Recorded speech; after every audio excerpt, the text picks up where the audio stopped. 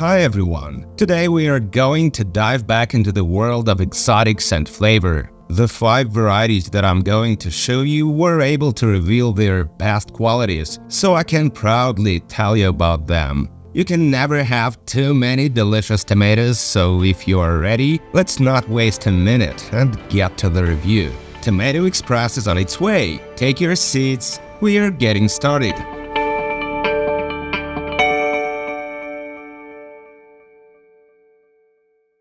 And first, I'll show you the Zebra Ezel tomato by Tom Wagner. This high-growing variety grew on the edge of my greenhouse, so at the end of July, I had to limit its growth to a height of 5 feet 11 inches or 1.8 meters, as it practically rested on the roof. The tomatoes look undoubtedly beautiful. Dark red, rather even the color of dark cherries with green stripes, and their shape varied from almost rounded to flat-rounded. The yield potential of the variety is hard for me to estimate as I grew only one plant, but according to reviews from different people, it can be different. However, this is true of almost any tomato variety. The first harvested fruits weighed around 8.5 ounces or 240 grams. Later, there were larger ones, so the size is quite good. The flesh is juicy, dark cherry color with greenness in the seed cavities, and the aroma is felt from the first bite. It's immediately clear that this is a product of successful selection. Complex, rich, intense flavor, sweet with acidity, it literally crashes into the receptors. Well, this is another great tomato zebra. Certainly not the first one I've tried, but one of the most delicious to my mind. On the other hand, I don't want to compare Zebra Ezel to other similar tomatoes in terms of flavor. It's just good on its own, just the way it is, and it has that very tomato tartness, without which for many people the flavor picture may not be quite complete. The variety didn't show any super yield, but at the same time the fruits were enough, and most importantly, they were tasty. So I can say that the Zebra Ezel variety in general justified and somewhat even exceeded my expectations. And now I'll show you the Kazula 72 tomato, another interesting variety by Anna Jankowska that fell into my hands. The plants reached a height of 5 feet 7 inches or 1.7 meters by the beginning of August. The fruits are quite large, and these bicolored tomatoes reminded me of the Ananas Noir with their coloring. Indeed, their colors are similar in some ways. They are unusual, green-browns, and when ripening, pink shades become more and more visible. Personally, I like such tomatoes. The variety showed a high yield even in a hot summer, set fruits practically without skipping, and for this, I'm certainly grateful to it. Decent, disease-resistant variety, which I can recommend for growing to all lovers of tomato exotics.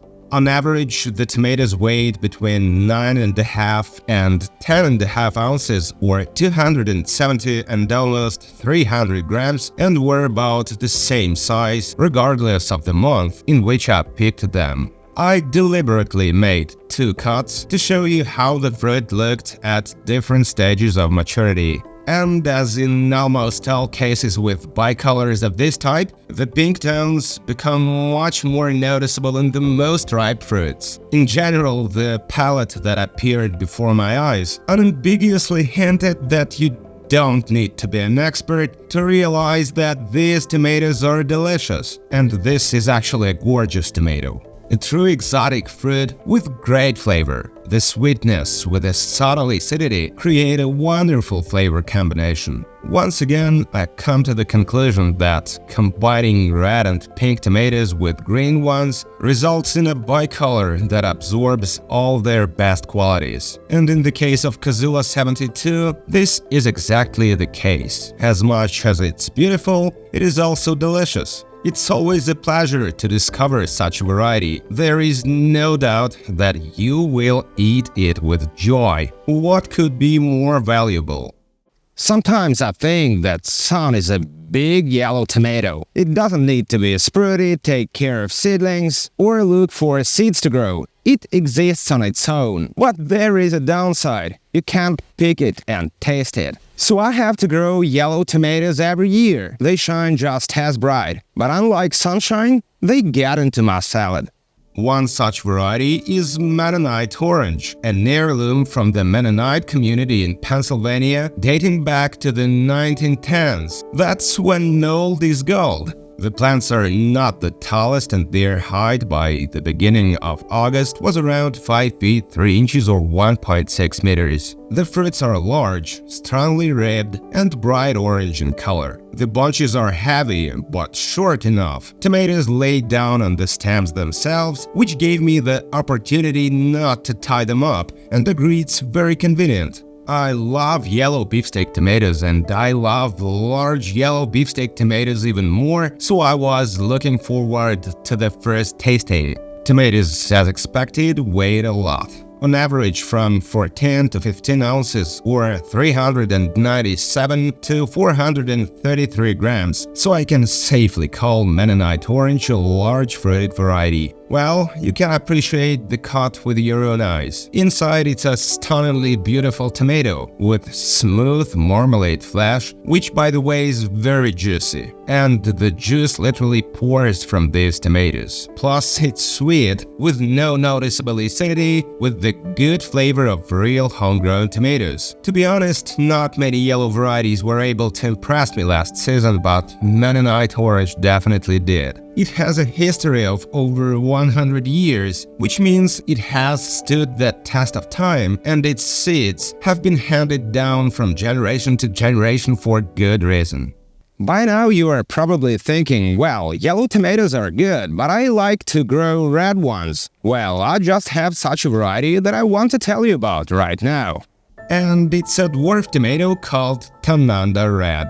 I first heard about this variety when I interviewed one of the creators of the Dwarf Tomato Project, Patrina Noski-Small of Australia, in which she named Tanda Red among her top 10 tastiest dwarf tomatoes. Since then, I set out to get its seeds, and as you can guess, the mission ended successfully. This dwarf tomato is only about 2 feet 7 inches or 80 centimeters tall and produces rather large fruits of bright red color. Tomatoes are flat round with a slight ribbing, dense, shiny with thick walls, and are not prone to cracking. By the way, its unusual name is associated with the town of Tanunda, located in the Barossa Valley in Australia, where this dwarf was grown in the F2 generation.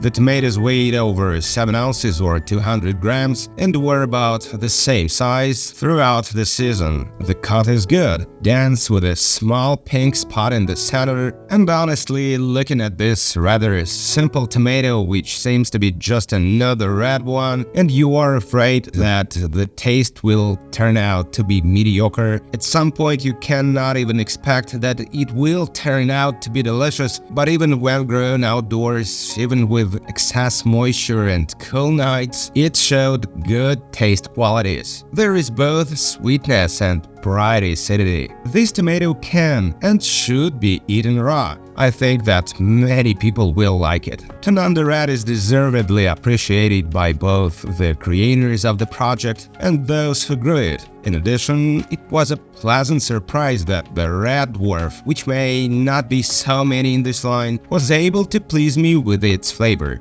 And for dessert, a bicolored tomato that goes by the name Dwarf Confetti. The cross of Beauty King with the Dwarf Wild Fred tomatoes is made by Vince Lavallo and was first introduced by the Dwarf Tomato Project in 2018. The plants are only about 3 feet 3 inches or 1 meter tall, with rather compact and typical dwarf's wrinkled leaves, and don't take up much space. Despite this, they only set large fruits with yellow-pink striped coloring. I can't say that I took care of these plants. They lived their own life most of the time and didn't need much attention. However, these stripies grew large, easily surpassed the maximum stated 12 ounces or 340 grams, and weighed between 13 and 15 ounces or 373 and 427 grams. It's also another bicolor to my piggy bank of beautiful cuts, and of course to my collection of delicious tomatoes. The flesh is yellow-pink in color, and in the taste there is a noticeable sweetness and harmoniously complementing tomato acidity. In my opinion, this is what a real homegrown tomato should be. Again, the size of the fruit, which is not inferior to indeterminate varieties, and the compact structure of the plants give the Confetti Dwarf undeniable advantages that make it worth growing. Thanks for watching. If you liked this video, don't forget to subscribe and, of course, love tomatoes, grow tomatoes. This is the Lucky Garden channel, and see you soon. Oh, you make me wanna talk back to you. Say it like that. If I hate you, then find someone new. Baby, but you know I never will. No, so I choke you.